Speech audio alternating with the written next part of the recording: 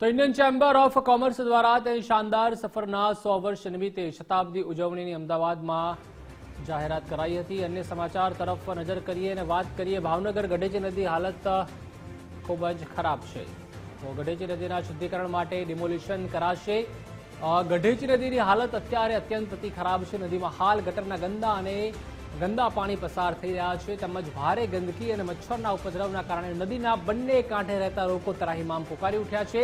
છેલ્લા ઘણા સમયથી ગઢેચી નદીનું શુદ્ધિકરણ થયું નથી ત્યારે હવે 20 વર્ષ બાદ અમૃત 2 યોજના હેઠળ ₹70 કરોડના ખર્ચે ગઢેચી નદીનું શુદ્ધિકરણ કરાશે। શુદ્ધિકરણ પ્રોજેક્ટમાં અડચણરૂપ 800 થી વધુ દબાણકર્તાઓને નોટિસ આપવામાં આવી છે। ત્યારે સવાલ એ થાય છે કે છેલ્લા 20 વર્ષથી ગઢેચી નદી શુદ્ધિકરણનું સ્વપ્ન પૂર્ણ થશે કે પછી આ પ્રોજેક્ટ પણ કાગળ પર રહેશે તે સવાલ છે। હું એવું માનું છું ધોબીઘાટથી લઈ અને મોતી તળાવ સુધીમાં હજારો મકાન આપણે પાડવા છે। આ લોકોએ લોનું લઈ લઈને પોતાના મકાન લીધા છે। આખું ઘર કામે જાય ત્યારે આખું એનું પોતાનું પેટ ભરાય છે ત્યારે એને આપણે મકાન પાડી દેશું? કોઈ પણ હિસાબે અમે પાડવા દેશું નહીં। આ ગરીબ માણસોને સાથે છીએ અને રહેવાના છીએ। અને અમે કમિશનર કલેક્ટર સાહેબને કાલે 5000 લોકો ગયા હતા અને રજૂઆત કરી કે આ લોકોને વૈકલ્પિક વ્યવસ્થા આપો। જે સરકારી આવાસો છે એમાં તો ઓલરેડી 5 મકાનો એક વ્યક્તિના છે। કરોડ રૂપિયા જેની આગળ છે એને મકાન ફાળવેલા છે, તો આ લોકોને મકાન કેમ નહીં? ભાવનગર મહાનગરપાલિકા ગુજરાત સરકારના વિવિધ પ્રકલ્પોમાંથી ગ્રાન્ટ મેળવી રહી છે। એના અનુસંધાને ગઢેચી નદી જે બોર તળાવનો કાંઠેથી શરૂ કરીને દરિયાઈ કીક સુધીના લગભગ 4 કિલોમીટર જેટલી લંબાઈમાં 70 કરોડના ખર્ચે આ પ્રોજેક્ટ હાથ ધરવામાં આવ્યો છે, જેમનું ટેન્ડર પણ થઈ ગયું છે અને આ કામનો LOI પણ અપાઈ ગયો છે। એમનું ખાતમુહૂર્ત પણ કરવામાં આવ્યું છે।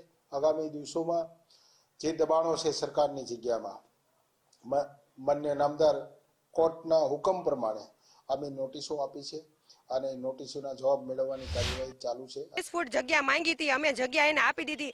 અમારી હાથે અમે પાડીને દઈ દીધી। અમે સખી મંડળની લોન લઈને મકાન બનાવ્યા, તેથી કરીને તો અમે જગ્યા હાથે પાડીને દઈ દીધી। હજી ફરીવાર અમને નોટિસો 2 દઈ ગયા છે લોકો કે અમે 7 દિવસની મોહલત તમને આપી। 7 દિવસમાં તમારે પુરાવા રજૂ કરવા પડશે। પુરાવા રજૂ નહીં કરો તો તમારે 7 દિવસની અંદર તમારે મકાન ખાલી કબજો મિલકત ખાલી કરી દેવામાં આવશે, નકર તમારા મકાન પાડી દેવામાં આવશે। પણ શું કામ તમે 20 ફૂટ જગ્યા માંગી, અમે 20 ફૂટ જગ્યા તમને દઈ દીધી। હવે શું કામ તમે ગરીબોને હેરાન કરો છો?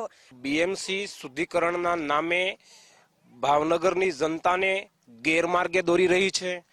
ખરેખર જે હોડ છે 6 હોડને પ્રભાવિત કરે છે અને 2 લાખ લોકોને આનાથી પ્રભાવિત થાય છે।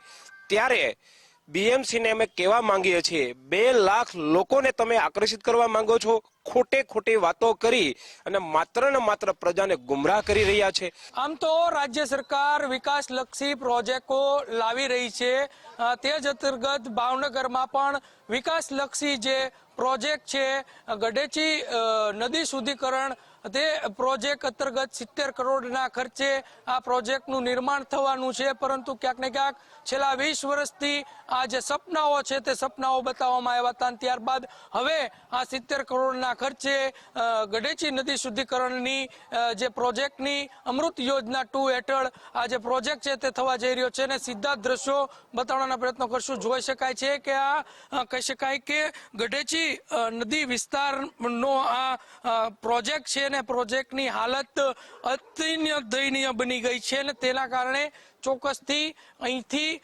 પસાર થતા જે લોકો છે તેને ક્યાંક ને ક્યાંક આ ગંદા પાણી અને દુર્ગંધથી કહી શકાય કે ત્રાહિમામ પોકારી ઉઠ્યા છે। બીજી તરફ મનપા નું કહેવું છે કે 1000 થી વધારે જે અહીંના રહીશો છે તેઓને નોટિસ ફાળવવામાં આવી છે ડિમોલેશન માટેની, કેમ કે અડચણરૂપ કહી શકાય કે જે મકાનો છે તે પાડી દેવાની વાત કરવામાં આવી રહી છે। પરંતુ અહીંયા રહેતા જે શ્રમિકો છે તે શ્રમિકોને ક્યાંક ને ક્યાંક આ પ્રોજેક્ટ ચોક્કસથી દુવિધામાં નાખતો હોય તેવું ચોક્કસ લાગી રહ્યું છે, કેમ કે છેલ્લા ઘણા સમયથી અહીંયા આગળ કહી શકાય કે આ પ્રોજેક્ટ ની વાતો કરવામાં આવે છે, પરંતુ ક્યાંક ને ક્યાંક આ પ્રોજેક્ટ અંતર્ગત હજારોથી વધારે જે ઘરો છે તે બેઘર થવાની સ્થિતિનું નિર્માણ છે તે થવા પામ્યું છે અને તેને લઈને ચોક્કસથી ગરીબ અને મધ્યમ વર્ગના જે લોકો છે તેમાં રોષ જોવા મળી રહ્યો છે। કેમેરા પર્સન વિજય જાદવની સાથે કુણાલ બારડ, ગુજરાત ફર્સ્ટ, ભાવનગર.